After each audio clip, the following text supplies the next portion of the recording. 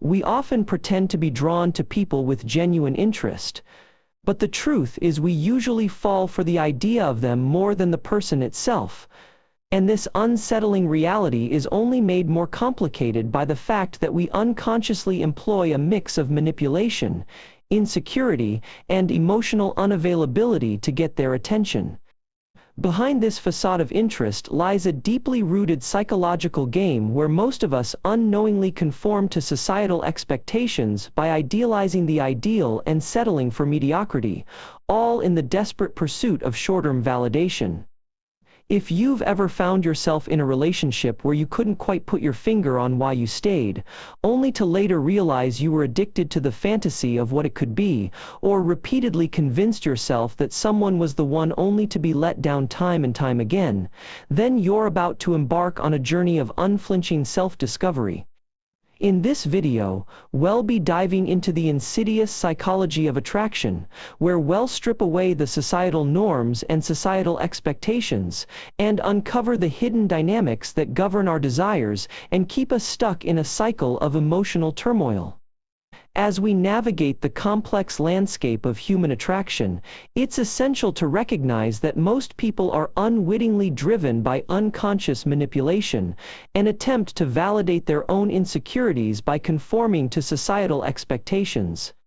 When we confuse infatuation with interest, we often prioritize short-term validation over genuine connection, allowing our desire for control and approval to dictate our actions. Beneath the surface of attraction, a web of insecurity and self-deception weaves a narrative where we convince ourselves that we're worthy of love and acceptance, but in reality, we're merely desperate to be seen and validated by others.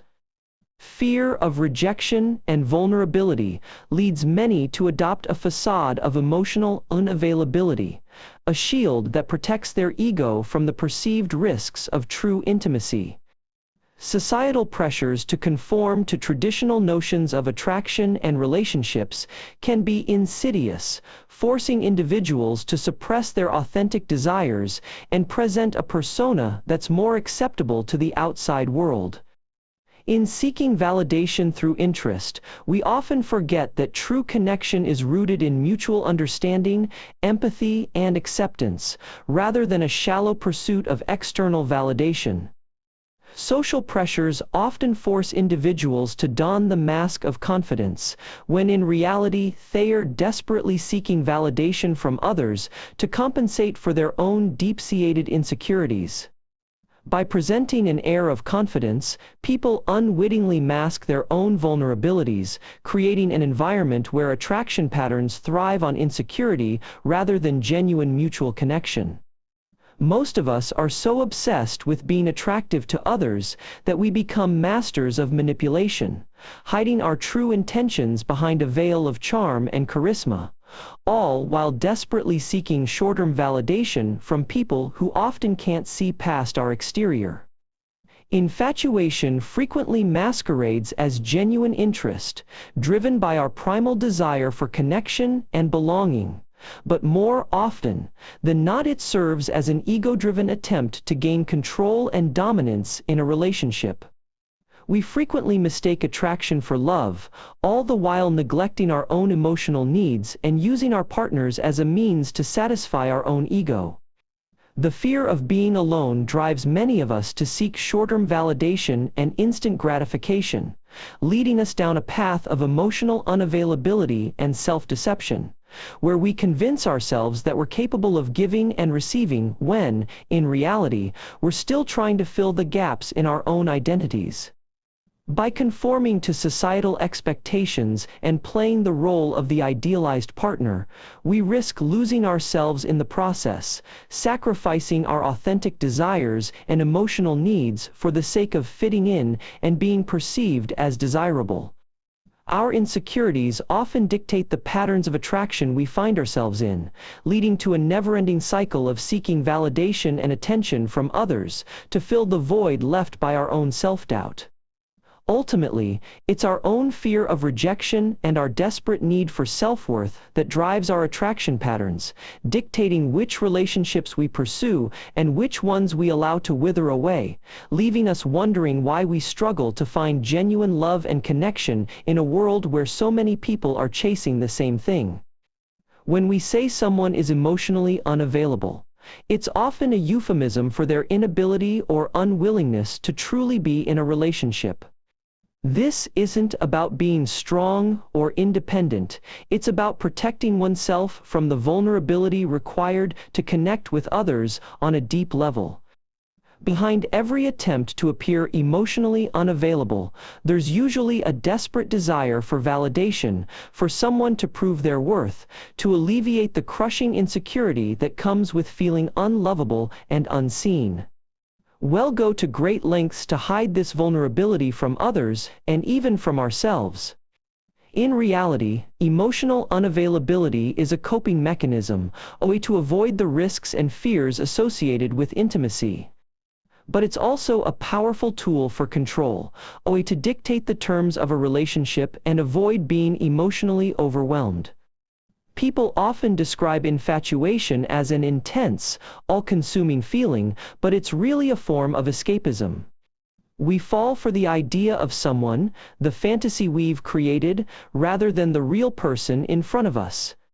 And that fantasy is usually built on a foundation of insecurity, our deepest fears and vulnerabilities projected onto someone else. It's a twisted game of cat and mouse, where control and validation are constantly being negotiated, but ultimately, it's a zero-sum game where someone always loses. When we're using emotional unavailability or infatuation as a means to an end, we're not really connecting with others, we're using them to prop up our own fragile egos. People often turn to emotional manipulation out of a desperate need for short-term validation, a fleeting sense of importance that masks their deep-seated insecurities. Emotional manipulation becomes a coping mechanism for those struggling to maintain a sense of self-worth, as they seek to control the narrative and validate their own existence. This behavior is rooted in a fundamental misunderstanding of what true attraction is, often reducing it to a shallow desire for short-term gratification rather than a genuine investment in someone. Those who resort to manipulating others often do so to alleviate their own feelings of anxiety, rather than confronting and addressing the root causes of their issues. The pursuit of short-term validation through manipulation only serves to further erode our capacity for authentic relationships, reinforcing patterns of self-deception and disconnection. In the end, emotional manipulation becomes a futile attempt to fill the void left by our own lack of self-awareness and self-acceptance, a desperate cry for validation that ultimately reinforces our deepest insecurities. When we're drawn to someone out of infatuation rather than genuine interest, it's often a desperate attempt to validate our own insecurities by making someone else dependent on us for happiness. The more we invest in superficial attraction, the less we're willing to confront the underlying vulnerabilities and flaws in ourselves. This avoidance ultimately perpetuates a cycle of short-term validation over meaningful connections. Infatuation often masquerades as romantic love, but its underlying drive is usually a craving for control and security in a world we feel increasingly uncertain about. We're drawn to the idea of being worshipped and needed rather than genuinely connecting with another person as an equal. By prioritizing interest over infatuation, we're no longer relying on someone else to complete us or alleviate our deep-seated fears. We're instead cultivating a more honest understanding of ourselves and our own emotional needs. We've become adept at using emotional games to manipulate others into reciprocating our interest, but these tactics only serve to reinforce our own feelings of inadequacy when they inevitably fail. The irony is that our attempts to prove our worth to others only reinforce our feelings of low self-worth.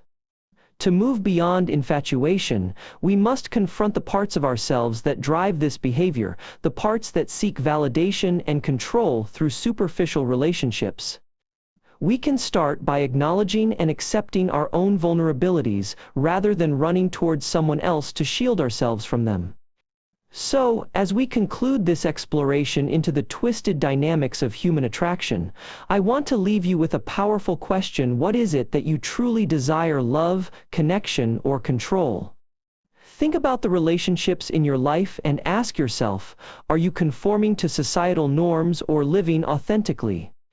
Share your observations in the comments below, and don't forget to subscribe for more unfiltered discussions on human psychology.